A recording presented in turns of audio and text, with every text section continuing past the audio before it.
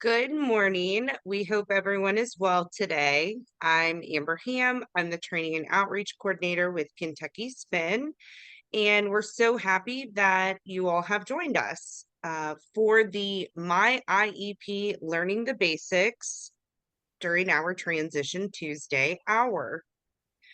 We really hope that this information will be useful to you, but we want to go over a little bit of housekeeping before we dive right in.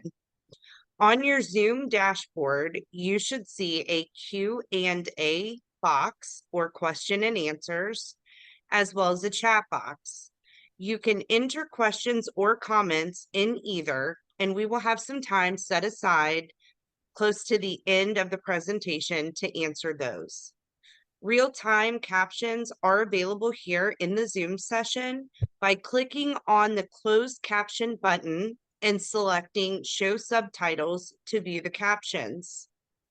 There will be links provided in the chat box throughout the presentation today, as well as any resources or extra materials that are discussed. If you do not have time to click those links or grab them for later, we will send out a follow-up email with all of the resources given throughout today's presentation. At this time, I'm going to pass things over to our presenter and let him share a little bit about himself. Nick? Hi, I'm Nick Krepiner. I'm the youth educator for Kentucky Spin. A little bit about myself. I am 26 years old and I have received an autism diagnosis at the age of 4. I've spent the majority of my life being an advocate for myself and for others and helping others, especially youth with disabilities, develop self-determination and self-advocacy skills to help them out in their adult life. And I will be doing this IEP presentation for all of you. So before we get started, we do have some legal disclaimers to get out of the way. So let's make sure everyone's just aware of both of these 2 points here. The following information is provided for educational purposes and does not constitute legal advice. It is intended to provide a general background of the special education process. The law is constantly changing and can depend on individual facts. If you are seeking answers to legal questions, please be sure to consult with a competent attorney prior to taking any legal actions. So now we can get into this training. You might be wondering, why are you here? Well, there's a few reasons. Like maybe you're here because you want to learn about your IEP, or you want to learn what your rights are when it comes to your education plan, or you just want to know what they're talking about when you go to these meetings, or maybe you're just here because someone made you come. No matter why you're here, I hope you come away from this training feeling like you learned something. So let's get started with a short video about who we are at Kentucky Spin.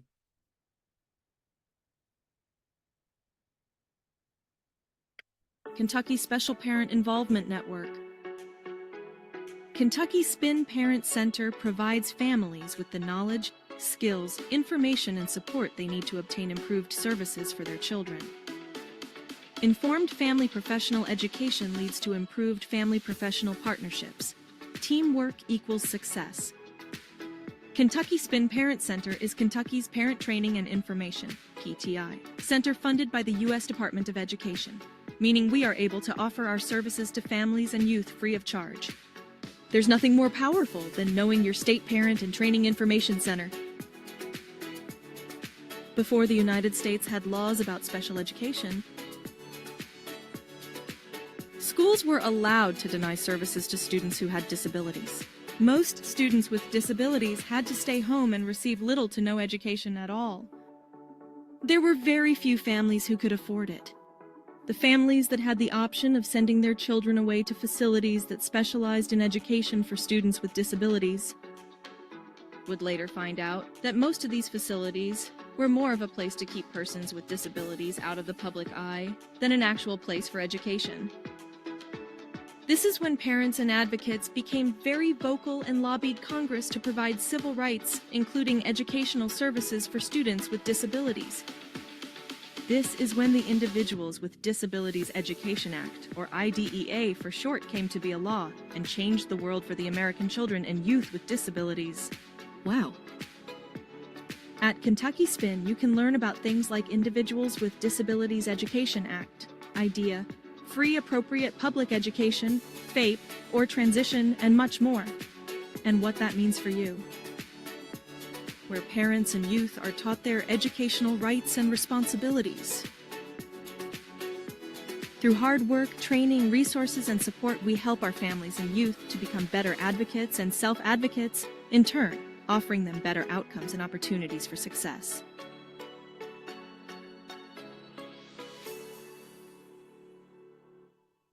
Everyone employed at Kentucky Spin has a disability and/or has a child or loved one with a disability. We are better able to help in this process because we, too, have been there. Our goals at Kentucky Spin are to help our families and youth become better advocates for their educational needs. Kentucky Spin, helping families and professionals work together for the best outcome for everyone. So maybe asking yourself a few questions like, what is an individual education program or IEP? What is a ARC or IEP meeting? Who's going to be at this meeting, and why do I need to go? So let's break down these questions. An individual education program, or IEP, is a written plan for a student in special education with goals and/or objectives to be achieved. Each student has their own IEP to meet their unique needs.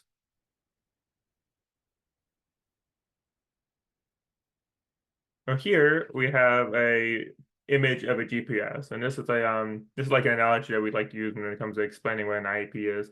So everyone, if you own a smartphone, you probably have a Maps app, like some kind of navigational app of some kind. And essentially, this how it works is that, let's say hypothetically that you want to go to a restaurant, or you want to go to the movie theater, or go to like the store to get grocery shopping, but maybe you don't know how to get there or the best way to get there. So you open up your Maps app and you type in the location you'd want to go to, and it gives you step-by-step instructions of how to get there from your house, wherever it is that you are. An IEP is kind of like that, but it's for your education. There's a starting point where they kind of like the present levels of performance, which is the starting point of the IEP, kind of just shows like where you are, and then there's the goals, which is your ending point, which is where you need to be, or you should be by the end of high school. And that's kind of just like how a GPS works. You have your starting point, and then it shows you how to get to where you need to be at the end of your destination. That's an IEP is a written plan. It gives you the directions you need and how to get there and to make sure that your unique needs are met. So what is an ARC or IEP meeting? Basically, it's a meeting held to discuss evaluation results and to determine if there's a need of special education services. And if there is a need for special education services, this is the meeting where the IEP would be developed or changed. This is a group of people working together to help students with disabilities reach their goals. So if you haven't, so if you have attended an IEP or an ARC meeting before, there's a lot of people that kind of show up, and you might be a little confused by who all these people are, or who is even supposed to be there, or why do you even need to go? Well, the IEP team, first, we have the student. And again, you might be wondering, why do I have to go to this? So for a student who has transition age, which is the age of 14 or in 8th grade, whichever comes first, it is required that you be invited to the meeting. It's important to make sure that you are somehow involved in your ARC or IEP meeting, even if it is just expressing your likes and interests, so they can be considered by the rest of the team. This is your life and your education. We want you to have a voice in the direction that your plan and goals go. I do want to point out that a student is first on this list for a reason. You, the student, should be the focus of the meeting. Everyone else is there to make sure that your unique needs are being met.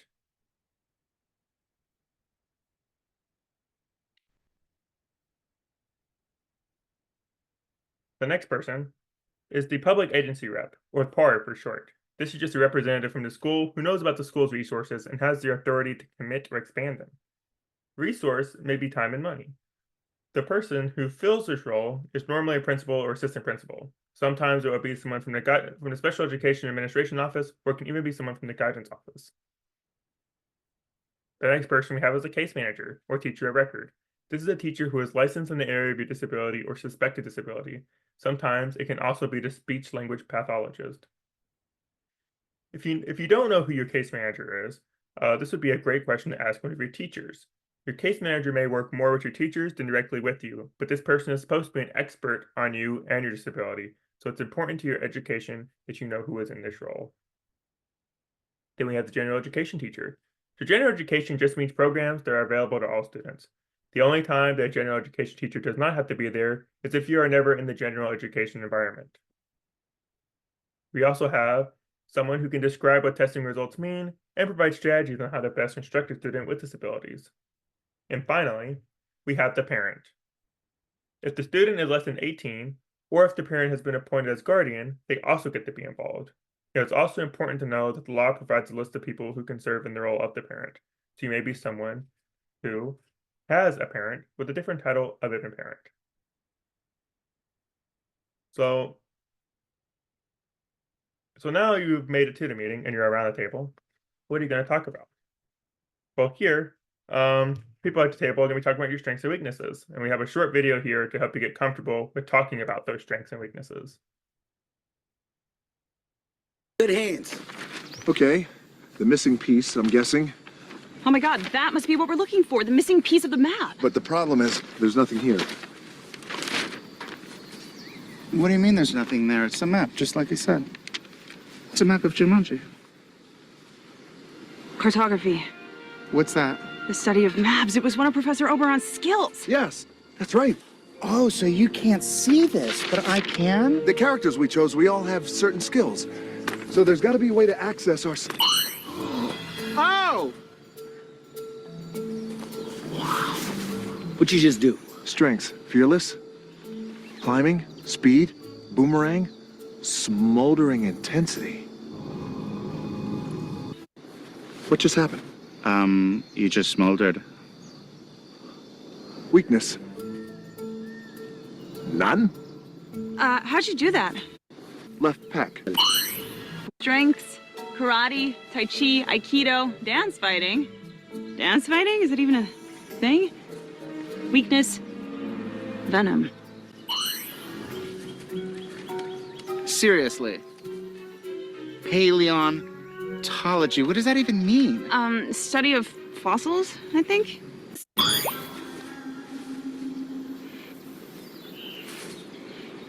I hate this game. Weakness, cake. Yes, cake is my weakness, along with speed and strength. Huh.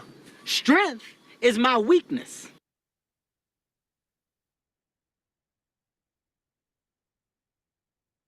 The strengths of a student. This is just another way to say, what are you good at? What do you like to do? And what are your interests? The school staff will share what they think, and your parent will have a turn as well, but so should you. So everyone is good at doing something. And everyone has things that they like doing. Now, if you were to... Now, the things that people enjoy doing, the things that you like doing, and the things that you're good at are different from the people that are with you, that are in your class, or that you're friends with. You all like doing and are good at doing different things. So this is why it's important to be able to share these things at your meeting. Because if the team is going to plan for your unique needs and what you like doing, they need to know the unique you.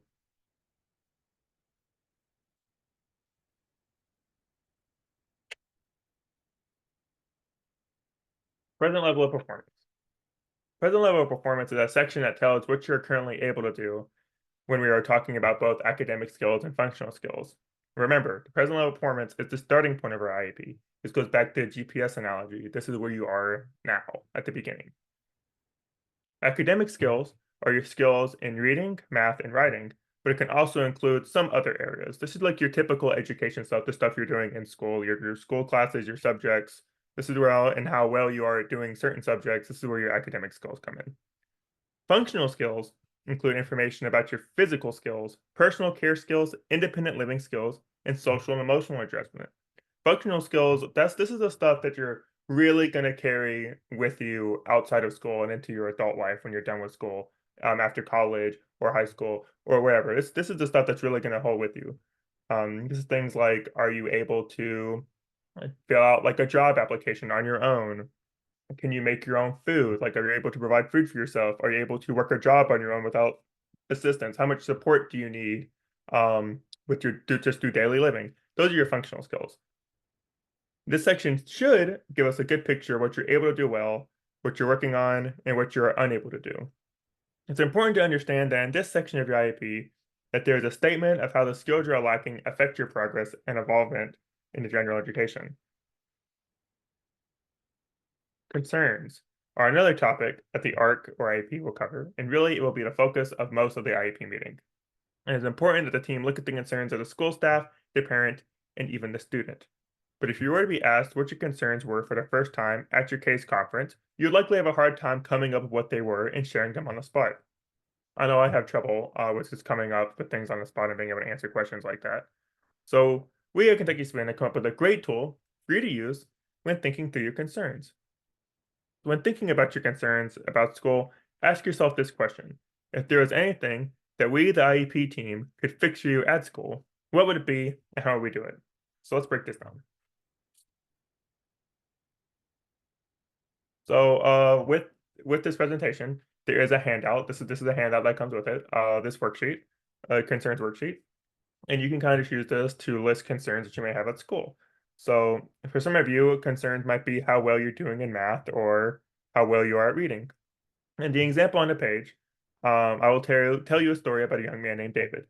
David enjoys going to school, but one day he came home from school and told his mom that there's this kid, Johnny, on the bus, and he keeps calling him names and it really bothers him. So if we asked David to write down what his concern was, he would say that he's being bullied on the bus. Now in the next box, we would write down, why is this a problem? So how does David know that he has a problem? Well, it's because Johnny's calling him names. So if you wrote down that reading is a problem for you, now you're going to write down why it's a problem. For me, I would have written down that math was an issue, and part of it was because because of the not because of necessarily the class itself, but I had issues with math because I had a hard time getting on with my math teachers for different personal reasons, and that was something that I would write down for why I had a concern with my math. And then because I listed that concern, it was able to get resolved.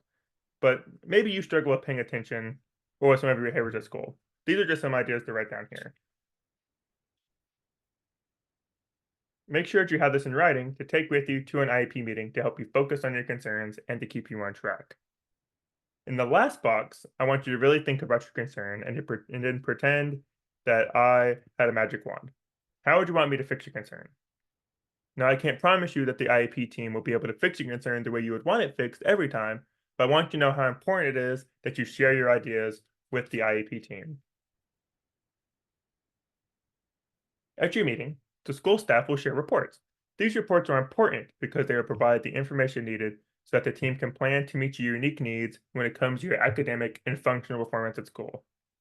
These reports can be any of the following or many others. They can be reports from teachers on classroom performance or grades. It can be an FBA, a functional behavior assessment, or a BIP, a behavior intervention plan. They can be reports on your goals from your IEP, evaluations, or a narrative from school staff. At times, it can be hard to listen to these reports because the focus of them can really be on your needs and things that you're not good at. But it's important to keep in mind that in order to make appropriate plans for you and with you, the team must go over all the information. There may be times that you disagree with the report, but it's important that the team go over all the reports in their entirety.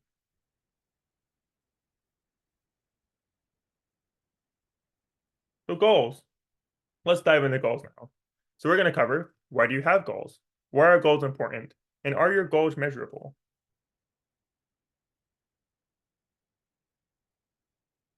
So why do you have goals? Well, no one is born knowing how to make change, and no one is born knowing how to read and send an email. We all must be taught information and skills. Your goals will help to address your unique needs that result from your disability. Remember those concerns we just went over. This is where we can really address some of the skills that came up there. These goals will help the ARC or IEP team measure your progress in areas of need, and by law, have to be in your IEP. Why are these goals important? Well, goals help us with accountability to make sure you, the student, are making appropriate progress.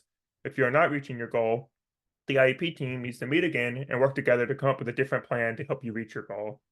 Goals are also important to make sure that the skills needed for when you're an adult are closely watched and monitored.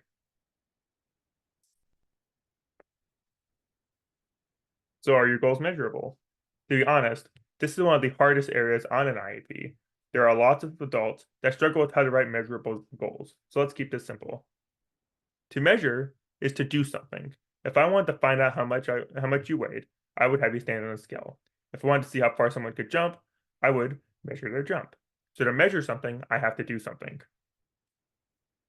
If a goal is measurable, then multiple people can agree on if the goal was reached or not reached. If Mrs. Smith and I wanted to see if you could jump 3 feet, we could both watch you jump and measure how far you jumped. Then we could both agree that you could or couldn't jump 3 feet. So again, more than one person can agree on if the goal is reached. A measurable goal allows us to know how much progress has been made since the last time it was measured. So if the last time you watched me jump, I could only jump 2 feet, but this time I could jump 3 feet, you can see how much progress I made. A measurable goal can be measured as written without adding additional information. The goal should stand alone. So if we said Karen will be able to jump 3 feet, do we need additional information to know how we want Karen to jump? Yes, we might ask if Karen can jump on both feet, if she can jump on one foot, or if she can jump forward or backward. But if we said Karen will jump 3 feet with both feet together, we have all the information we need. The most important thing to remember about goals is if you don't understand something, ask. Students have the right to ask questions so that they understand their goals. These goals are designed to meet your unique needs. So ask if you don't understand your goals. So that's enough about goals. Let's move on to special education services.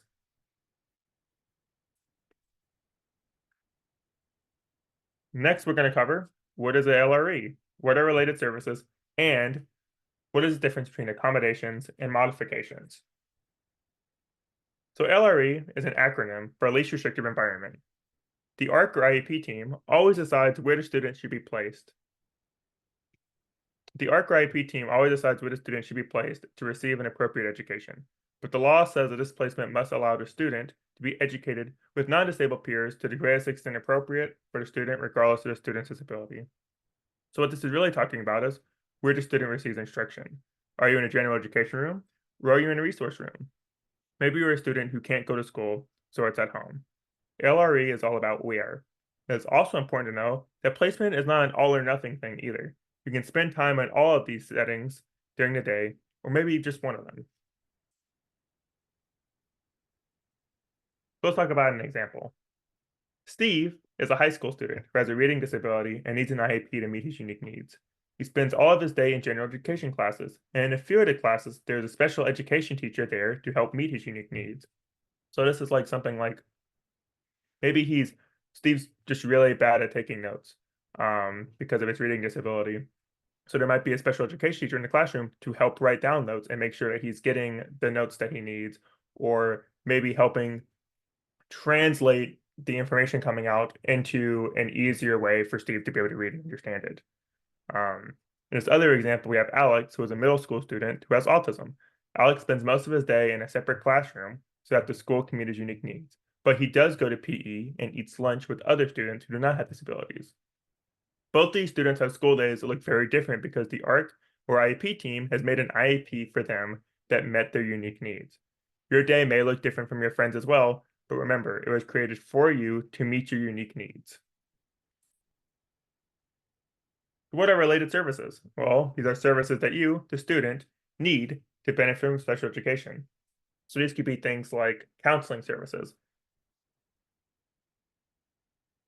This could be things like counseling services, interpreting services, OT or occupational therapy, PT or physical therapy, school nurse services, transportation. So let's think about a car. If I told you that I'm going to give you a car, you'd be like, wow, a car. But then if I said, but by the way, it doesn't have any engine or any wheels, you'd be like, well, that's no good. What's the point if I can't drive it? For students with special needs, that's how school can feel. We can get you here, but without related services like the engine and the wheels, you're not going to get the education that you deserve.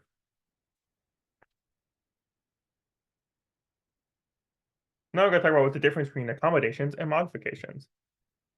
This is another question that sometimes stumps even adults, so let's look at it closely. Let's talk about modifications first.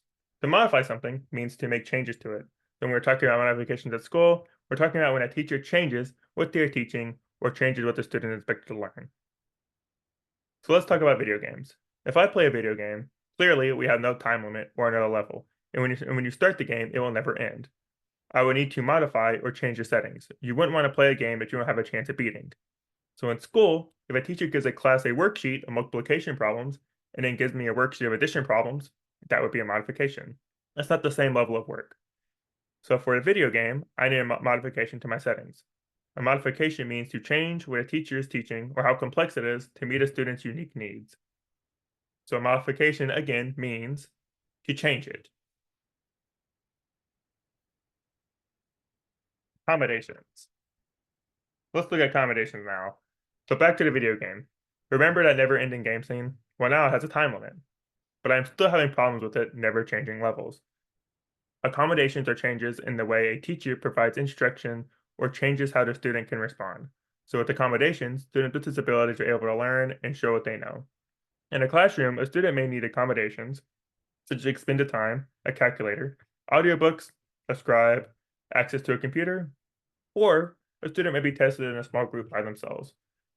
So if I had an accommodation of extra lives or more time to beat the level of my video game, I would now have an easier time beating it.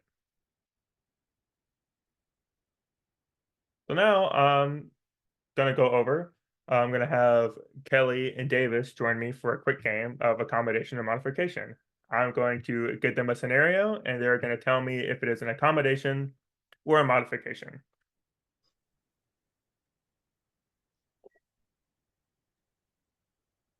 So, are you both ready? Ready. Ready. All right. So number one, Hazel needs extra time or extended time to take a test. Accommodation. Accommodation. That's correct. Accommodation. Number two, the class is working on multiplication, but Jade is working on addition. That's a Modification. Good job. All right. Number three, Easton gets to use a calculator during math. Accommodation. Yeah, good Accommodation. job. Accommodation. Number four, the class has to write 4 paragraphs on the White House, but Blaze only has to write 1. Accommodation. With Mm, That's a modification. modification. the modification is making the work easier. Yeah. Harlan needs his textbooks in large print because of a visual disability. Accommodation. Good job. Accommodation. Boone's class is going to take a test. The class has 4 multiple choice answers to choose from, but Bailey only has 2. Modification. Modification. And lastly, Tammy needs help with handwriting her schoolwork, so Mrs. Smith writes down her answers for her. That's accommodation. Good job. We got like all of them right. Good job, Davis. Yeah, good job, Davis. After the meeting, a copy of the IEP will be given to the parent for them to look over and to either agree to it or not. So we're back to that parent word again. Remember before that I told you that parent can mean different people? Well, it's the same thing here. In fact, one of those people could be you. In Kentucky, if you're 18 and you do not have a legal guardian, you become the parent when it comes to signing your IEP. Maybe you might not be the parent when it comes to cleaning your room, but yes, you're signing your IEP. If you happen to have a guardian, which we'll talk about in a future transition Tuesday, that's okay too. Your guardian will continue to fill the parent role for you, and your signature will mean that you are present at the meeting. So what if you don't agree with the IEP results? You and your parent both have that right. A great option for you both to consider at that point would be to contact your Kentucky Spin youth or parent educator. We would be happy to assist you in talking through your concerns and going over your options as well. Again, Kentucky Spin, everything you do is completely free, and IEPs, navigating those is like our specialty. So if you have trouble or there's something you don't understand about it, reach out to us and we'll put you, there's someone at Kentucky Spin can help you with the problem that you're having.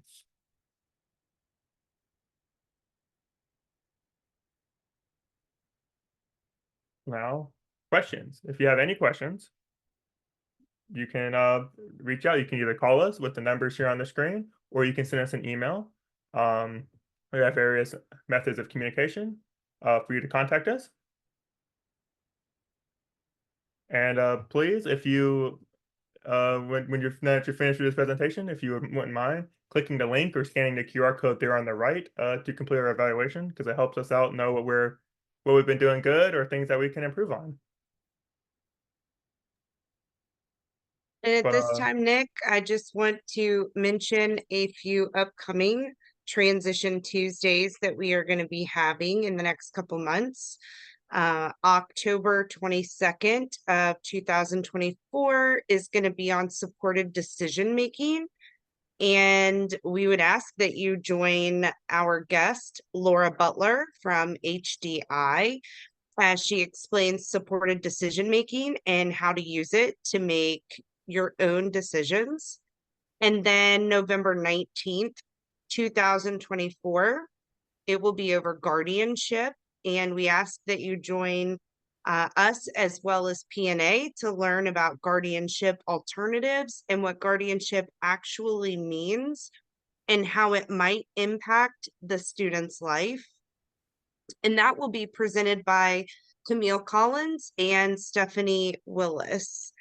And as Nick mentioned, we do value each and everyone's input. So we ask that the evaluation be completed. You will receive an attendance certificate.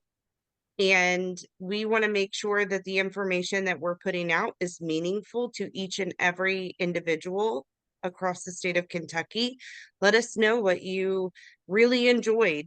Maybe it's something you want to hear more of, or maybe something that needs to be altered in a way that is more meaningful to your life. That is your space to be fully honest in your needs to us so that we can provide the necessary information. And we just want to thank you again for joining us, and we hope you have a wonderful day.